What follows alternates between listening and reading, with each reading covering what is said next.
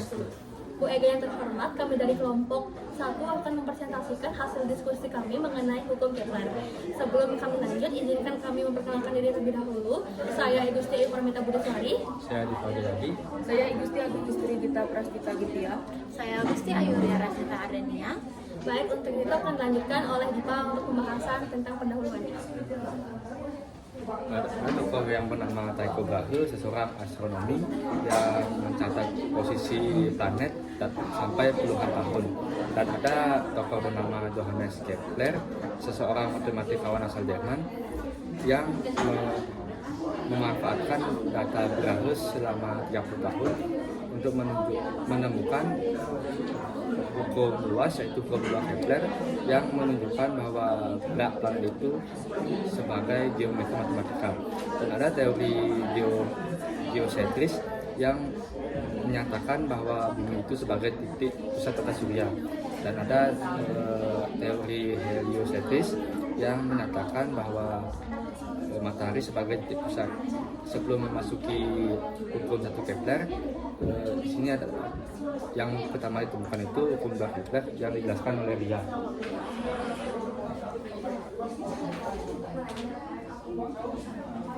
Nah, selanjutnya kita akan menjelaskan tentang hukum 2 Kepler. Sebelum kita memasuki hukum 1 Kepler, hukum yang paling pertama ditemukan adalah hukum 2 Kepler, di mana hukum ini berbunyi satu garis kayangan yang menghubungkan matahari dengan planet dan menyapu seluruh luas juring sama dengan laju kecepatannya. Nah, di mana kita akan menuliskannya. Bukan waktu yang sama. Nah, kita ibaratkan ini adalah matahari. Matahari menjadi titik dari tata surya, di mana akan ada planet yang mengitarinya sesuai dengan orbitnya. Yang seperti yang tadi dijelaskan, itu adalah garis kayangan, di mana garis yang menghubungkan antara matahari dengan planet. Nah, planet ini pasti tentu saja bergerak mengelilingi orbitnya, di mana ketika planet ini bergerak akan muncul garis kayangan kembali. Nah, selain itu akan memunculkan sebuah sudut yang kita sebut dengan jur. Ini namanya jur. Ini namanya garis kayangan.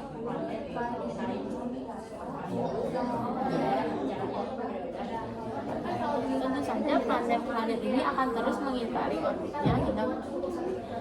Nah, di sini planet itu bergerak akan muncul kembali.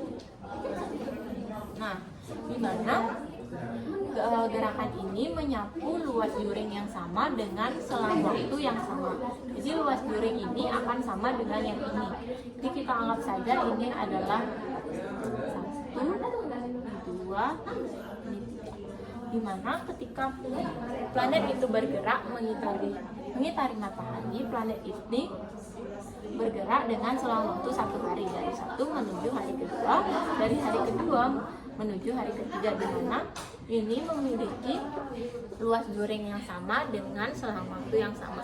Jadi hukum 2 ini menyatakan tentang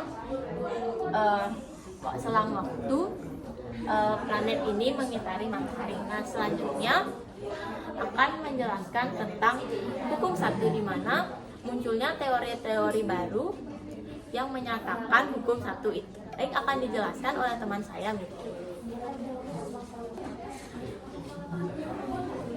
Baik, akan saya lanjutkan ke hukum 1 Kepler.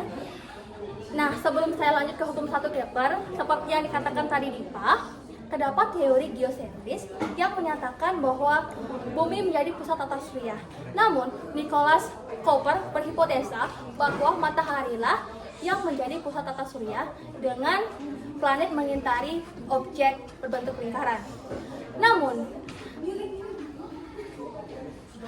Johannes Kepler merevisi teori dari Nicholas, yang dimana pada Nicholas itu menyatakan berbentuk lingkaran. Johannes Kepler meneliti bahwa jari-jari setiap planet itu berbeda. Sedangkan kalau dalam bentuk lingkaran itu jari-jarinya harus sama. Maka dari itu, Johannes Kepler merevisi kalau lintasannya itu berbentuk elips karena jadinya berbeda. Kita lanjut pada hukum 1 Kepler yang dimana berbunyi setiap planet yang mengitari matahari dengan matahari berada pada satu titik fokus. Maksudnya bagaimana?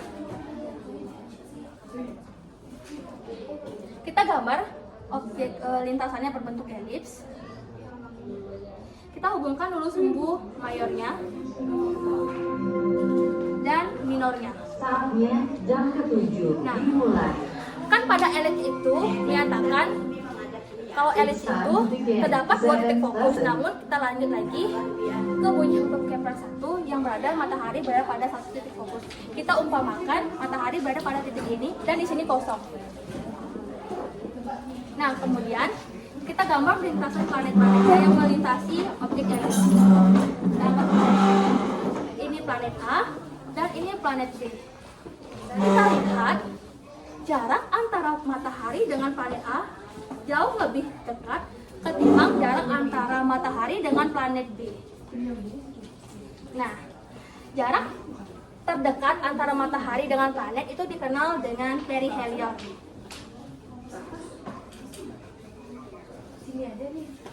Kemudian, jarak terjauh antara matahari dengan planet itu dikenal dengan aphelion. Jadi untuk hukum Kepler 3 akan dijelaskan oleh Kung Is.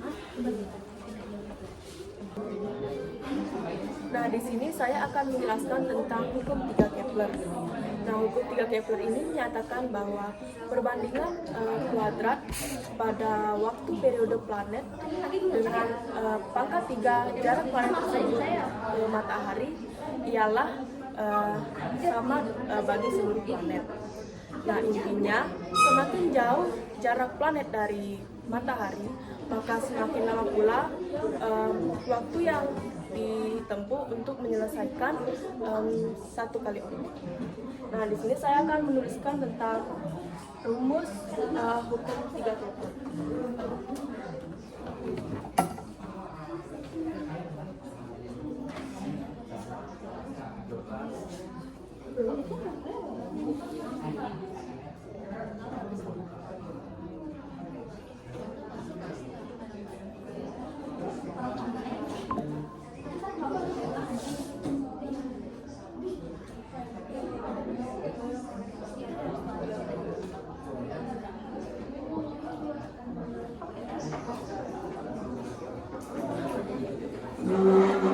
Nah, berikut adalah rumus hukum 3.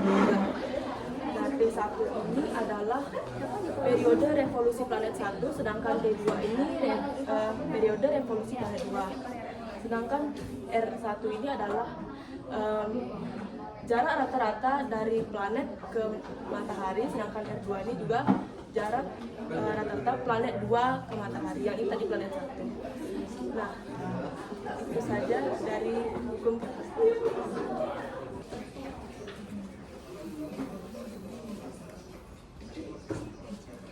Baik, sekian penjelasan dari kelompok kami. Maaf apabila ada kesalahan kata yang kurang berkenan. Kami tutup dengan para Santi.